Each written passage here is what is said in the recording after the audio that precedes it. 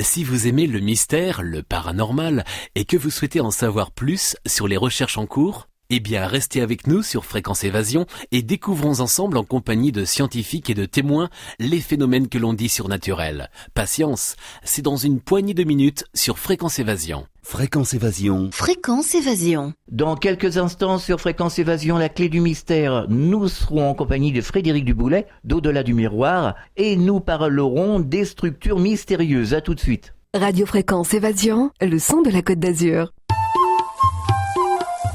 La météo en France, dans notre grand sud. Quel temps fait-il en Midi-Pyrénées, Languedoc-Roussillon et Provence-Alpes-Côte d'Azur? Pour le savoir, cliquez sur Météo. Chaque jour, Fréquence Évasion vous offre la météo grâce à Météo France. Fréquence Évasion, info, interview et détente. Prenez de l'altitude avec Fréquence Évasion. Frédéric, bonjour et merci d'être avec nous. Bienvenue dans la clé du mystère avec de nouvelles histoires. Alors bonjour à vous, bonjour à tous les auditeurs qui sont présents. C'est moi qui vous remercie de votre invitation comme de façon habituelle. Alors Frédéric, aujourd'hui nous allons parler des structures mystérieuses. On va commencer par l'escalier, le mystérieux escalier de Santa Fe, le château de Corail. Nous parlerons de Notre-Dame de Guadalupe et nous terminerons par la mémoire de l'eau, le message de l'eau. L'eau porterait un message. Commençons par le mystérieux escalier de Santa Fe. Alors, le mystérieux escalier de Santa Fe, ça c'est quelque chose de tout à fait incroyable, de tout à fait extraordinaire. Je vais expliquer les tenants, les aboutissants, et je vais expliquer un petit peu des données techniques, mais en restant un petit peu large.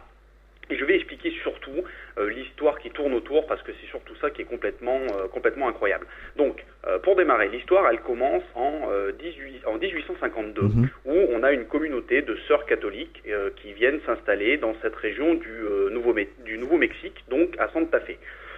Cette communauté religieuse, comme beaucoup de communautés de l'époque, commençait à s'installer vers le Nouveau Monde pour commencer à pouvoir mettre quelque chose en place de façon un peu plus pérenne. Et aux alentours de cette zone-là, il a été décidé de monter on va appeler ça une chapelle, parce que c'était une petite structure qui était censée représenter une effigie religieuse, en adéquation avec la religion catholique.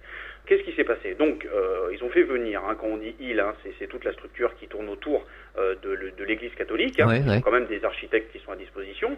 Ils les ont fait venir, ils les ont rapatriés, il me semble, de l'Espagne, pour qu'ils puissent monter quelque chose qui soit en lien, avec les architectures de l'époque, se basant un petit peu sur les connaissances utilisées au fur et à mesure de l'Europe.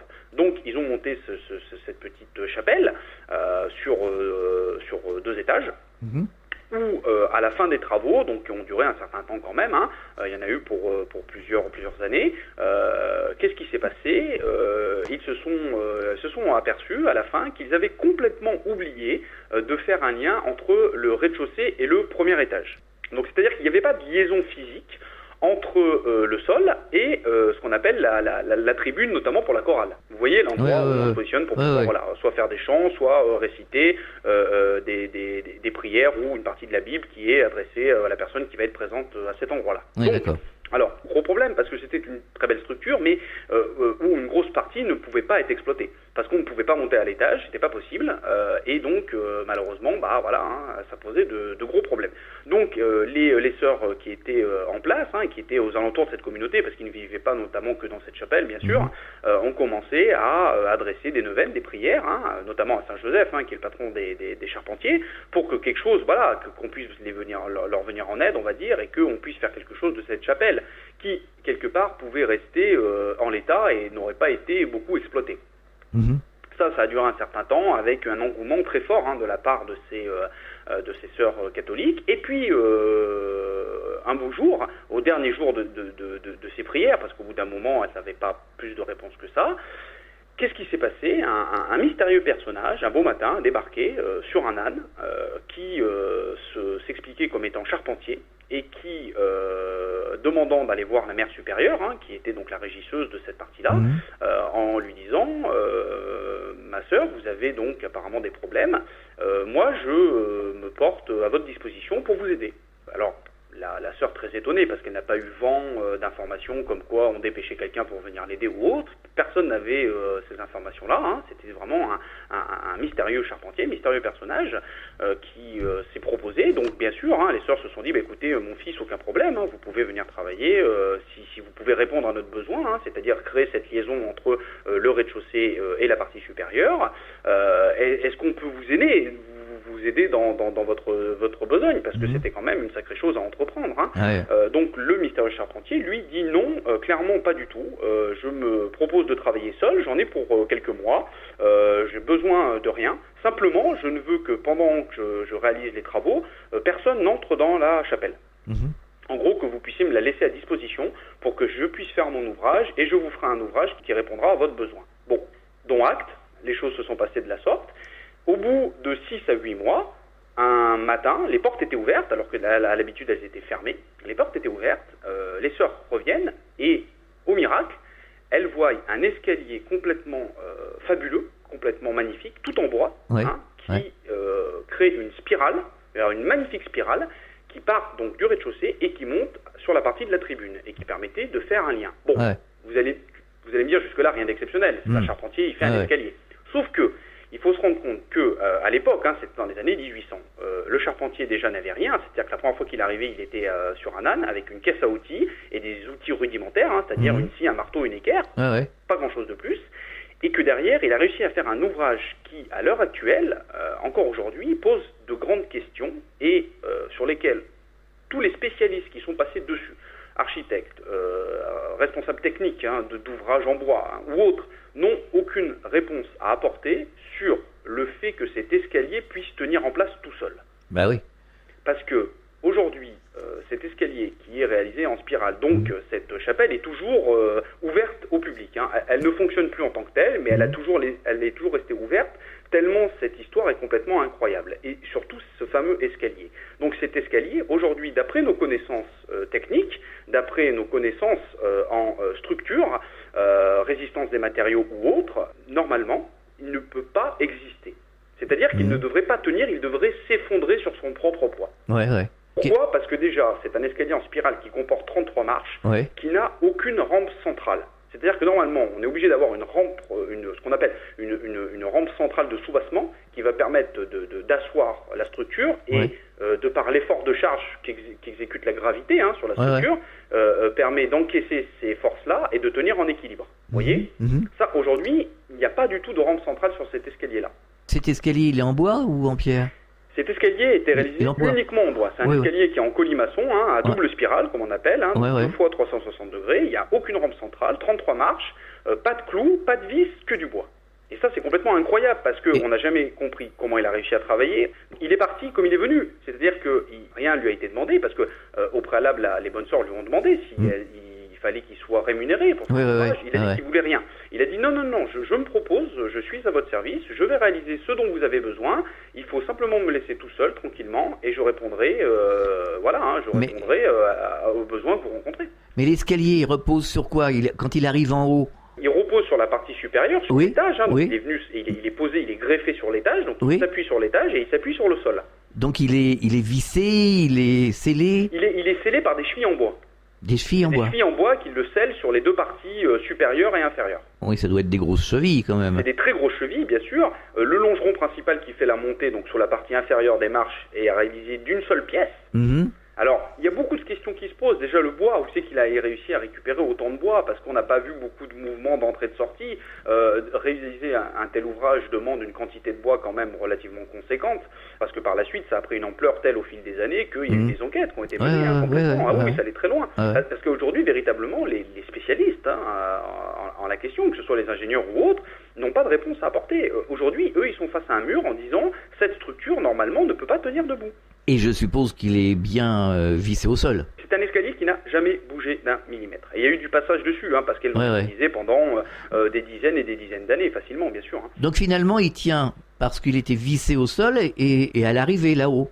Oui, mais normalement, il faudrait des supports latéraux ou des supports de soubassement qui permettent qu'il ne s'effondre pas. Parce que même s'il est tenu en haut et en bas, si quelqu'un monte, avec le poids, il devrait plier. Tendance à s'affaisser. Voilà, il devrait plier. S'effondrer carrément. Sauf que là, c'est pas le cas. Alors que normalement, d'après nos connaissances physiques, ça devrait être le cas. Mais mystère. Le mystère reste entier. On n'a aucune réponse aujourd'hui. Et ça vient pas de l'épaisseur du bois ou de la rigidité du bois? Il y a eu des propositions qui ont été avancées, bien sûr, mais il n'empêche qu'aujourd'hui, on est face à une méconnaissance peut-être de nos principaux modes de fonctionnement sur la matière ou autre, qui font qu'on n'a pas de réponse à apporter, quoi. Parce qu'on est face à des gouffres de technicité où aujourd'hui, on ne sait pas du tout comment ça se fait que cet escalier arrive à tenir de sa simple incise, en fait. Et finalement, il est en quel bois? Alors, il y a plusieurs types de bois, apparemment, qui ont été utilisés. Ah oui. Il y a plusieurs types de bois qui ont été mélangés. J'ai pas le détail des bois précisément. On sait que sur les scieries aux alentours, il n'y a aucune trace, personne n'a vu ce fameux charpentier. On sait qu'il y a aussi du bois qui ne vient pas du Nouveau-Mexique, qui a été utilisé. Alors comment il a été rapatrié par ce charpentier? Mystère, on n'en a pas la moindre idée. C'est quand même un escalier qui a été utilisé quotidiennement pendant plus d'un siècle. Et qui n'a encore une fois jamais bougé. C'est ça qui est complètement incroyable. Oui, c'est étonnant. On va rappeler où il se trouve exactement, cet escalier? Cet escalier se situe dans la chapelle, qui est à Santa Fe, au Nouveau-Mexique. Au Nouveau-Mexique. Bon, voilà. Ça fait un peu loin pour aller le voir, mais enfin... Mais ce qui est complètement incroyable, c'est qu'aujourd'hui, cette chapelle ne fonctionne plus, il n'officie plus à l'intérieur. Par contre, il est toujours ouvert au public pour que les gens puissent aller voir juste l'escalier qui a été créé, quoi. Oui, c'est devenu un objet de curiosité. Une beauté architecturale complètement incroyable. Alors, on peut trouver sur le forum Au-delà du miroir, les gens peuvent le retrouver parce qu'il y a plusieurs articles sur la question, mais très facilement sur Internet, il suffit de taper le mystérieux escalier de Santa Fe, vous allez avoir rapidement des éléments. D'accord. Alors nous allons parler du mystérieux château de Corail, justement. Ah oui, alors le château de Corail, ça c'est aussi une histoire complètement incroyable. Alors, il s'est appelé le château de Corail parce qu'il est fait avec des blocs de coraux, et il a été réalisé par un Edgar Letz. Alors, vous m'excusez si j'écorche un peu le nom. Oui. Lescalmine, voilà. D'accord. Donc né en 1886, décédé en 1951. Au début du XXe siècle, une personne qui était originaire de la Lettonie et qui a immigré aux USA en 1920. Donc, qu'est-ce qui s'est passé sur ce fameux personnage? Il a vécu une histoire amoureuse avec une fiancée qu'il avait dans son pays, complètement incroyable, tellement épris de cette femme-là, il l'a demandé en mariage. Malheureusement, ça s'est pas très bien passé, parce que la demoiselle en question n'a pas accepté. Et si vous voulez, il s'est jamais remis de cette déception amoureuse. Ça, c'est les éléments qui nous sont rapportés aujourd'hui. Donc, on pense qu'il a créé ce qu'on a appelé par la suite le château de Corail, c'est-à-dire un ensemble de structures qui a été réalisé aux États-Unis, parce qu'après il résidait aux États-Unis, peut-être pour essayer de récupérer sa fiancée partie. Bien sûr. Pour montrer la capacité qu'il avait, des choses complètement incroyables à faire, pour dire, est-ce que ça va la faire revenir? Ou en tout cas, aujourd'hui, c'est les suppositions qu'on a là-dessus. Quoi qu'il en soit, sur cette fameuse structure, ce fameux château, aujourd'hui, pareil, on n'a aucune réponse sur la façon dont il a réussi à le construire, et notamment, comment il a réussi à monter à des hauteurs conséquentes, de plusieurs mètres, des blocs de coraux, qui pèsent plusieurs tonnes. Il a réussi à faire des prouesses technologiques qu'aujourd'hui, à nos connaissances, encore une fois, il l'a fait tout seul, son château. Il l'a réalisé tout seul.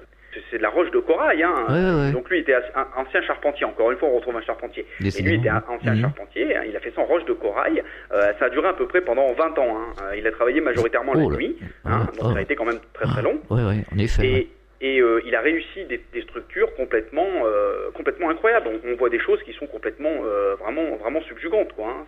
C'est véritablement une prouesse qu'un simple homme ne peut pas arriver avec ses mains.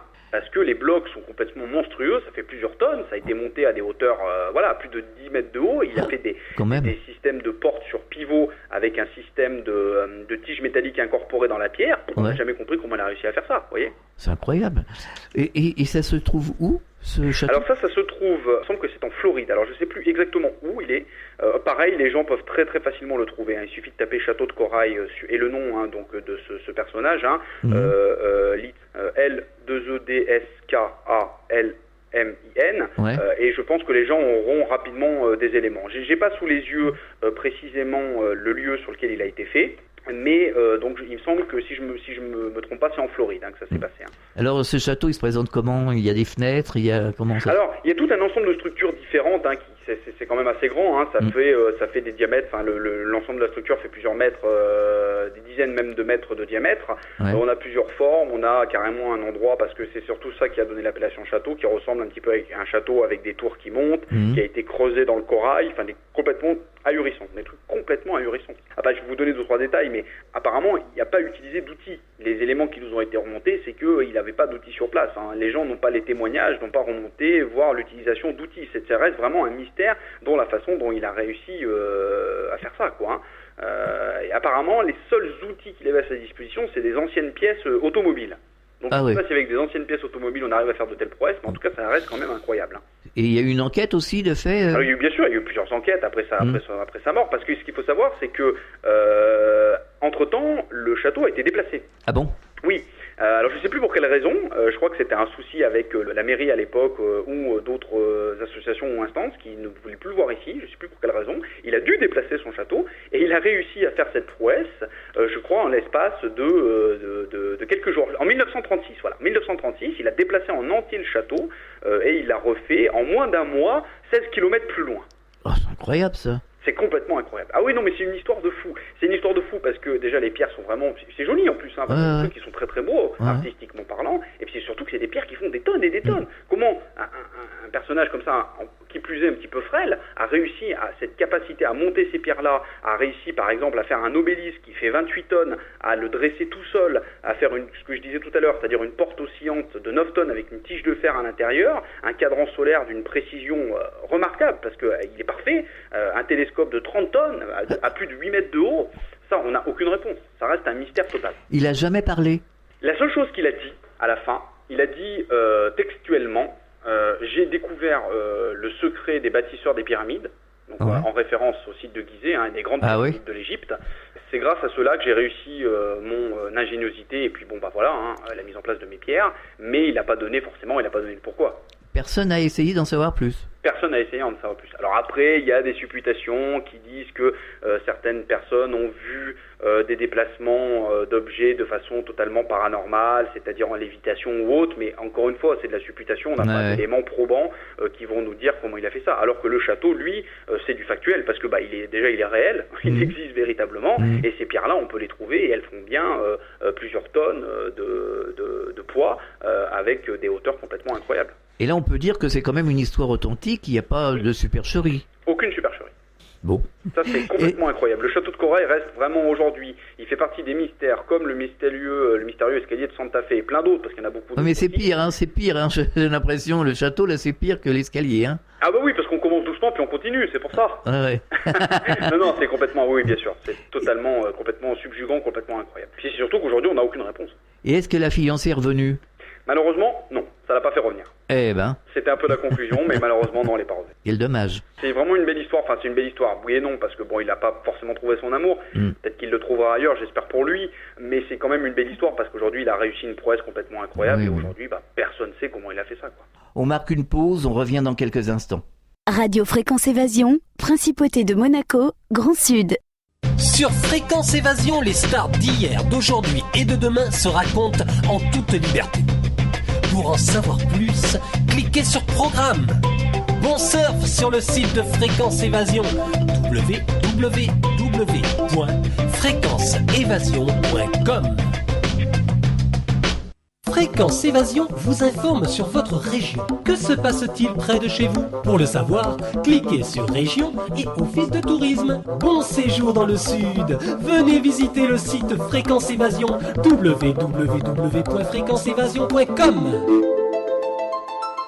De Menton à Toulouse, Radio Fréquence Évasion, le soleil du Grand Sud. Nous sommes de retour sur Fréquence Évasion, c'est toujours la clé du mystère. Nous sommes toujours en compagnie de Frédéric Duboulet. Nous parlons des structures mystérieuses. Nous allons parler de Notre-Dame de Guadalupe. Oui, Notre-Dame de Guadalupe. Alors ça, c'est une histoire aussi complètement incroyable.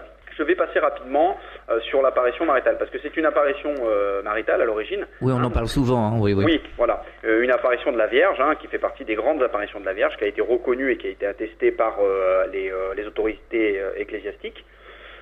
Donc, je me focaliserai plus sur l'effigie en elle-même. Alors, pour rappeler quand même un petit peu cette histoire d'effigie.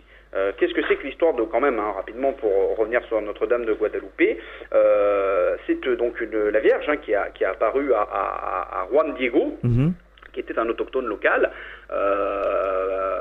qui a eu lieu donc au Mexique, ça se passe au Mexique. Et c'est en quelle année ?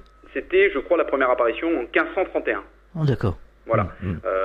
Ça a duré du 9 décembre 1531 au 12 décembre 1531. Voilà, c'est ça. Donc la Vierge lui a apparu à plusieurs reprises. Elle a demandé que soit créée, pareil, une structure en dur, c'est-à-dire une chapelle ou une église, dans l'endroit où elle a apparu. Donc très dubitatif, ce Juan Diego, la première fois où il voit la Vierge. Alors dubitatif, oui et non. Dubitatif parce que quand on a affaire à une apparition maritale de ce type-là, forcément on se pose beaucoup de questions. Et puis c'est surtout qu'elle lui demandait certaines choses. Elle lui demandait d'aller voir l'évêque en place pour lui rapporter ces éléments et lui dire de construire une structure en dur ici, à cet endroit-là. Or, on ne construit pas une chapelle ou une église sous l'autorité catholique ou chrétienne comme ça.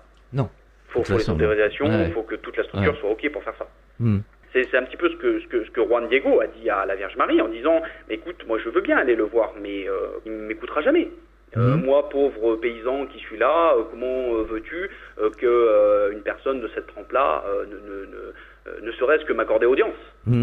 Et qu'est-ce qui s'est passé? Elle lui a dit, écoute, tu reviendras le lendemain, le surlendemain, et je te démontrerai la preuve que je suis bien réel et que tu amèneras ça à l'évêque pour qu'il s'en rende compte et donc qu'il reconnaisse cette apparition et qu'il fabrique cette église en mon nom. Qu'est-ce qui s'est passé? Le surlendemain, il est revenu, la Vierge Marie était toujours là, et il y avait des roses qui ont apparu tout autour d'une partie où on était quand même en altitude, où normalement il y a plus des chardons que des roses. Donc dans une partie très rocailleuse, c'était quasiment déjà un miracle de voir apparaître des roses. Et elle lui a dit, tu lui amèneras les roses en gage d'apparition miraculeuse.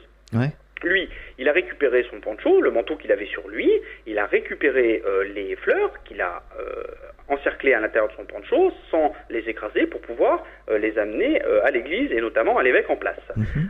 Qu'est-ce qui s'est passé? Il a été reçu et il a donné ces roses-là et quand, ça c'est une image qu'on peut aussi trouver sur internet parce qu'elle a fait beaucoup de bruit, quand il a ouvert son poncho, les roses sont tombées et au miracle était représentée sur son poncho une effigie, une image de la Vierge Marie. Alors que sur le poncho, il n'y avait rien du tout. Cette image-là, c'est là où je voulais en venir et c'est là où c'est complètement incroyable. Aujourd'hui, et avec les nombreuses années qui sont passées par-dessus, beaucoup de scientifiques se sont penchés dessus pour essayer de comprendre certains éléments. Pourquoi? Parce que déjà, c'est une trace avérée de l'apparition de la Vierge Marie. Premier point. Deuxième point, c'est que cette effigie, ce poncho, qui par la suite est devenu une effigie, est toujours aujourd'hui à l'église de Notre-Dame de Guadalupe, où il reste en hauteur et il représente quasiment la même portance, le même poids que la croix, qui est très symbolique au sein de nos églises. Qu'est-ce qui s'est passé quand on a commencé à regarder, à analyser un petit peu tout ce qui tournait autour de cette image de la Vierge, parce qu'elle est très très étrange cette image, elle attire le regard un petit peu comme la Joconde. Vous voyez, elle est mystérieuse, on sent qu'il y a quelque chose à l'intérieur qui est que, c'est pas Juan Diego qui l'a fait. Non, c'est pas lui, c'est quelque chose qui va bien au-delà de ça.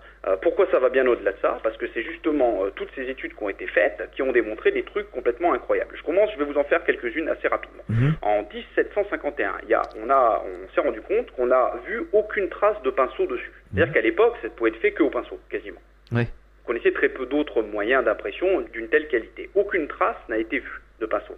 En 1791, le nettoyage a été fait, le nettoyage du Cabre. Donc là, le Cabre, c'est où est imposée l'effigie, au sein de l'église.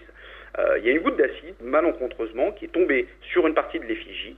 30 jours après, on s'est rendu compte qu'il n'y avait aucune trace de l'acide. C'est-à-dire que l'acide n'a pas rongé le tissu. C'est incroyable, ça. De l'effigie. Et ça, c'est rien. Vous allez voir, Alain, c'est que le début. Il faut que les auditeurs restent bien accrochés parce que ça vaut vraiment le détour. En sachant que je rappelle que c'est un pancho d'origine, un tissu végétal. Voilà, ça c'est un autre mystère, c'est que le tissu végétal n'a jamais bougé à travers les âges, alors qu'il aurait dû se désagréger. C'est bizarre. Il est toujours en place. Une autre histoire qui est arrivée près du XVIIIe siècle. Il y a une copie qui a été réalisée pour voir en disant, oui, c'est bien gentil, la Vierge Marie, mais sinon on fait la même chose. Pas de problème. Une copie a été réalisée. Elle s'est désagrégée, elle s'est dégradée au niveau de la qualité, c'est-à-dire que le dessin a craquelé, tout ça, en l'espace de quelques semaines, alors que lui, l'original, est toujours en place et toujours intact depuis. Vous voyez? C'est bizarre. Il y a une bombe qui a explosé suite à une action d'un personnage un peu revendicateur, un peu fou, qui a fait péter une bombe en 1921. Aucune trace n'a été relevée sur l'effigie. C'est-à-dire que le pourtour a été abîmé, sauf l'effigie en elle-même. C'est incroyable. Elle est restée intacte. Et alors là, c'est là qu'il faut s'accrocher, parce que ça, c'est vraiment le truc complètement incroyable. En 1959, un photographe professionnel, donc c'est Alfonso González, lui, en faisant donc des portraits, hein, pour pouvoir ensuite les donner à l'église, les vendre, etc., comme c'est à Lourdes de façon fréquente ou dans d'autres endroits, bien sûr, s'est rendu compte de quelque chose dans les yeux de la Vierge. Il a vu des visages à l'intérieur des yeux de la Vierge. Des visages? Des visages. Ah ouais. Représentés dans les yeux de la Vierge. Oh, donc ça, je laisse un petit peu en suspens, j'y reviendrai derrière. Ça, c'est complètement incroyable. Il y a une analyse chimique des fibres du manteau qui a été réalisée par un prix Nobel de chimie. Donc c'est quand même pas n'importe qui. On n'a vu aucune origine végétale, ni minérale, ni animale, ni aucun élément des 111 pigments connus dans le monde qui a réussi à créer cette effigie. Donc c'est-à-dire que les couleurs utilisées, on ne sait pas d'où elles proviennent. C'est des couleurs, on les connaît. Oui, oui. Parce que voilà, c'est du rouge, c'est du bleu, du vert. Comment elles ont été faites, ça, c'est ni végétal, ni minéral, ni animal. Donc ça a été analysé. Oui, il y a eu des analyses incroyables qui ont été faites par des instituts, par des experts, par des sociétés privées. Il y a une pléiade de personnes qui se sont enchaînées dessus. Donc, pour revenir sur l'histoire de l'œil, parce que ça vaut quand même le détour et c'est un petit peu la cerise sur le gâteau.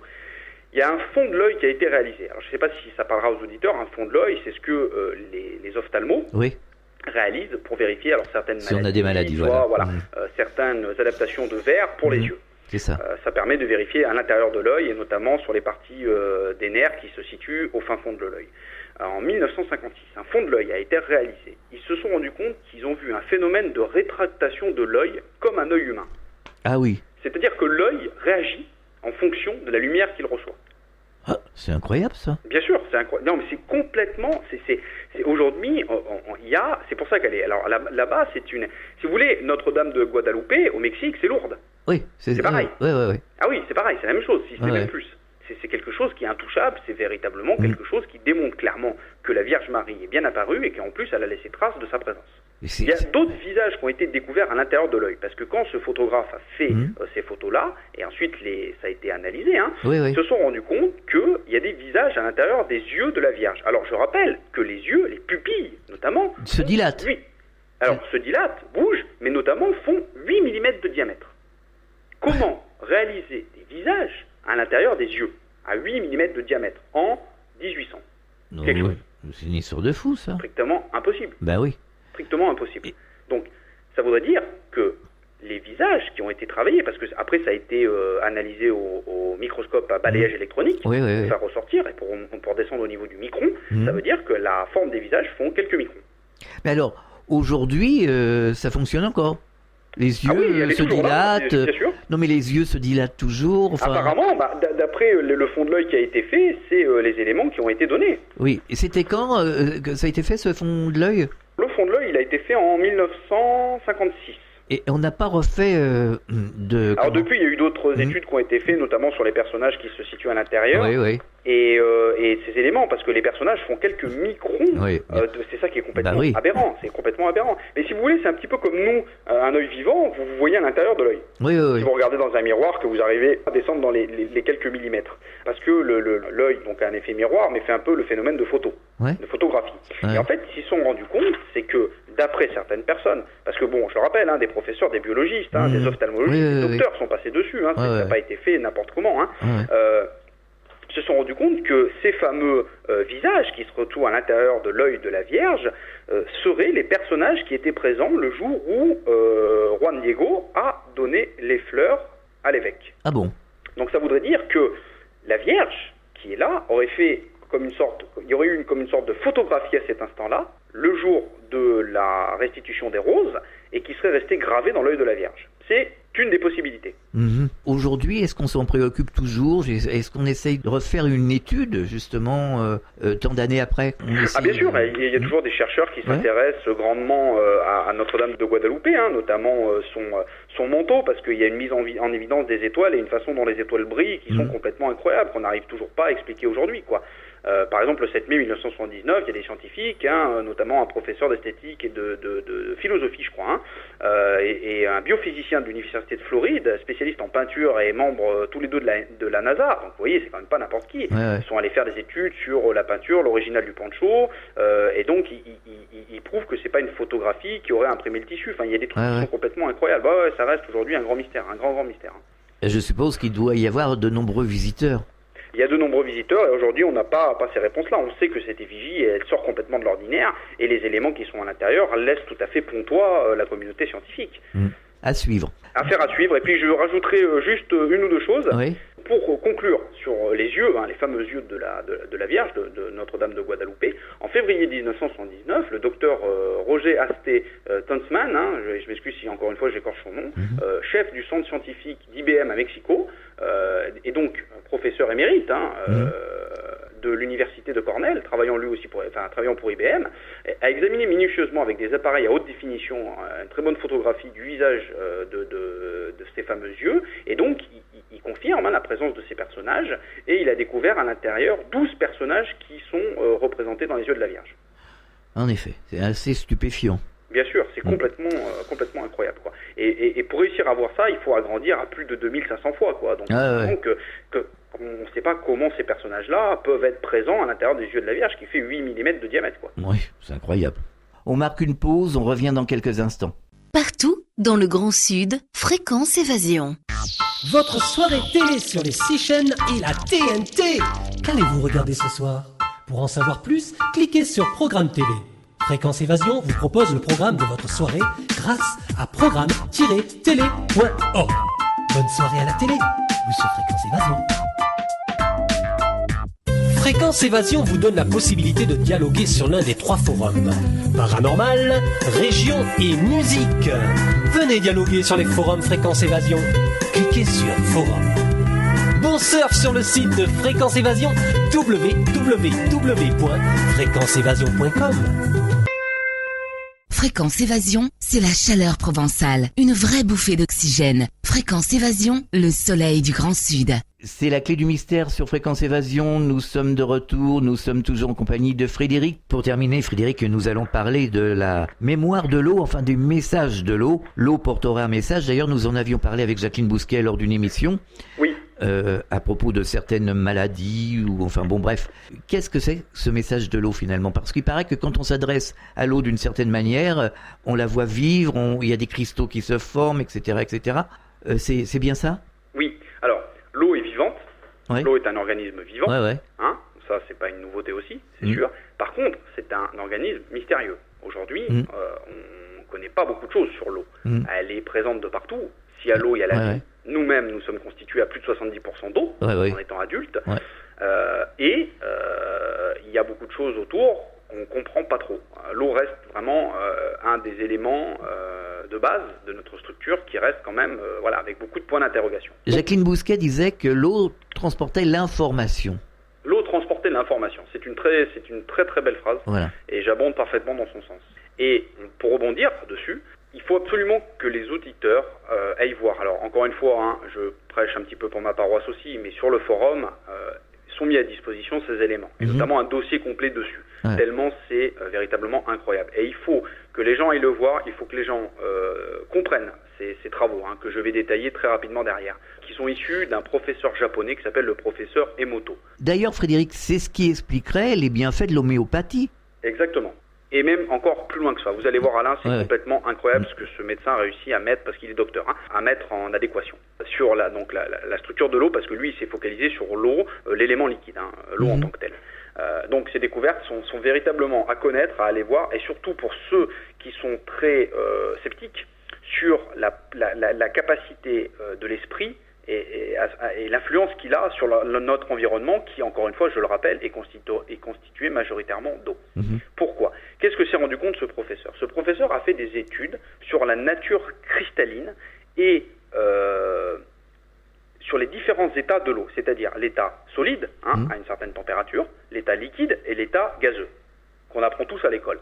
Qu'est-ce qu'il s'est rendu compte? Il s'est rendu compte que, en faisant des photos avec des appareils sophistiqués, haute définition et vitesse rapide, que, en fonction des émotions que reçoivent reçoivent, alors attention, quand je dis émotion, c'est au sens large, je devrais plutôt dire des vibrations.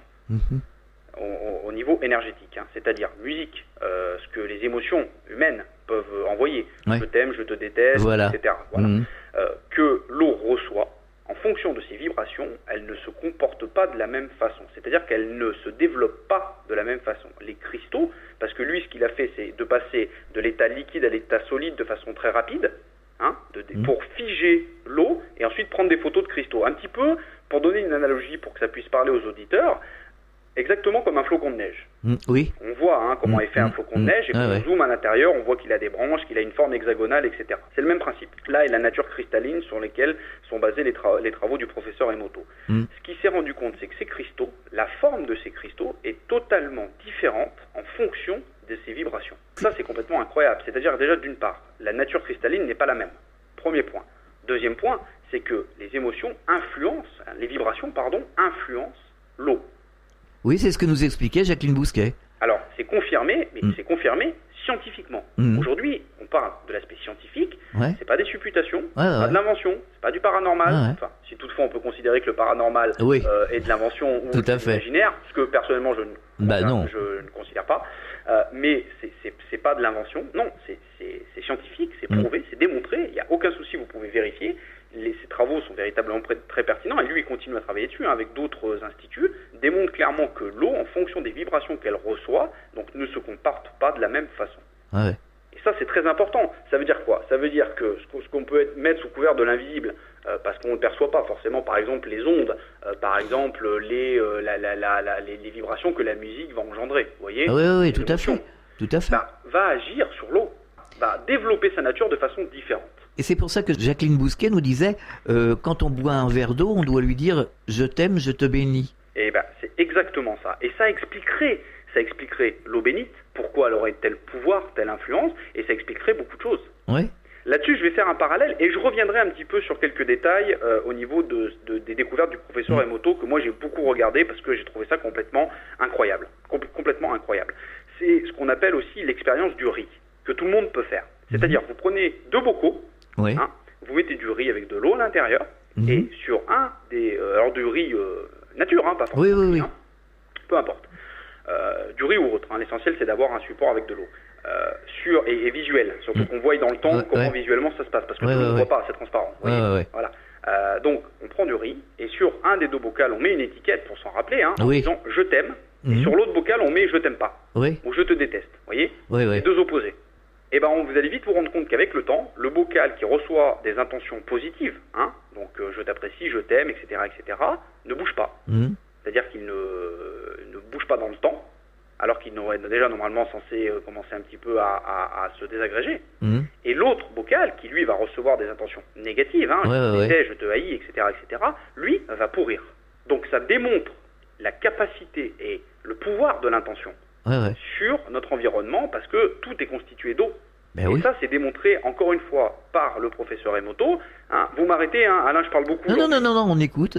Je parle beaucoup aujourd'hui, mais parce que ça me passionne. Ça me passionne, et ça démontre encore une fois ce que la spiritualité a expliqué pendant des âges immémoriaux. Vous voyez, ça démontre complètement. Et ça a été encore une fois prouvé par le professeur Emoto au sein de son institut, qui est appuyé par des instituts renommés et reconnus au Japon, sur la musique. Alors ça c'est la cerise sur le gâteau. Pourquoi? Parce que quand on met de la musique différente, c'est-à-dire on utilise Beethoven, Mozart, Bach, on utilise du hard metal, du rap, les cristaux d'eau sont totalement différents, complètement. Si on a du Mozart, on a du Beethoven, on a des cristaux qui sont jolis, qui sont harmonieux, qui sont bien développés, qui sont, vous voyez, bien symétriques, belle forme. Si on utilise du hard metal, des musiques un petit peu plus agressives, pas de connotation péjorative dans ce que je dis, mais un petit peu plus, une sonorité un petit peu plus forte, les cristaux sont complètement, dénaturés, ils sont moins bien formés, ils ont moins des belles formes, etc., vous voyez. Et si, comment on utilise de la musique, je sais pas, de la variété, des musiques où il y a un peu la pêche, où ça donne envie de danser, qu'est-ce que ça produit? Ça donne des cristaux, si vous voulez, qui restent relativement harmonieux. Oui, voilà. Oui, froissés dans le positif. Voilà. Là, c'est l'histoire du positif et du négatif. Voilà, et ça montre le pouvoir de nos émotions, parce qu'ils ont fait les mêmes études avec les émotions humaines, en adressant ces choses-là à l'eau, et on voit que le comportement de l'eau est totalement différent. Sa nature cristalline, c'est ça qui est important. Donc on ne remet pas en cause sa nature biologique, attention, c'est pas la même chose. Il faut que les auditeurs fassent la différence. Donc c'est son comportement, le comportement de l'eau change en fonction des vibrations et des intentions qu'elle reçoit. Et c'est pour ça qu'il faut déjà aussi éviter de polluer l'eau, parce que l'eau, justement, transporte l'information, comme disait Jacqueline Bousquet. Tout à fait. Et on a évoqué justement exactement la même chose lors d'une émission. Oui. C'était l'émission qu'on avait réalisée sur les champs informationnels. Justement, ça se recoupe. Bien sûr, tout à fait. Non, mais c'est pour dire qu'il faut vraiment faire attention à nos intentions, ce qu'on va adresser avec les gens et la façon dont ça va aussi les blesser. Tout à fait. Et ce que ça va engendrer. Et vous savez, je vais revenir sur une dernière chose là-dessus. Beaucoup de témoignages de NDE qui ont vu des êtres de lumière revivent ces moments-là en leur disant mais regarde ce que tu as fait vivre aux autres, tu vois, et on revoit toutes les intentions qu'on a adressées. Quoi. Ah, tout à fait. Vous voyez ? Tout à fait. Ça, c'est très important. C'est un petit peu le message de fin que je laisserai. C'est véritablement, faites attention à vos intentions, faites attention aux émotions que vous engendrez chez les autres, et pensez toujours que attention, c'est ma position, je pense que c'est pas non plus que la mienne, mais pensez toujours que l'amour est l'énergie la plus puissante du cosmos, et qu'elle est capable de faire des choses complètement incroyables. Oui, mais c'est évident, de toute façon. Voilà. Frédéric, on va rappeler l'adresse d'Au-delà du miroir. Bien sûr, donc vous tapez, alors c'est http au-delà du miroir.forumact.org, et puis sinon vous tapez sur Google, au-delà du miroir, et dès les premiers liens, vous allez les avoir. Ou sur le site de Fréquence Évasion, page podcast vidéo. Voilà. Vous cliquez sur la bannière, voilà, tout à fait.